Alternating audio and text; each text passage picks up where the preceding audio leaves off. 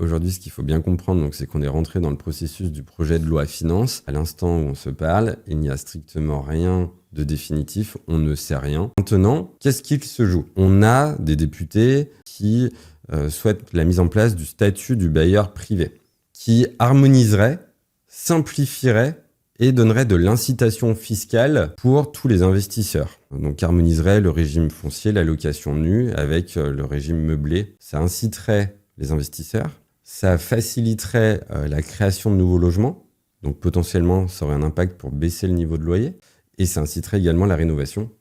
Donc c'est plutôt positif, et en même temps ça accélérerait le volume de transactions, donc ça apporterait des recettes à l'État.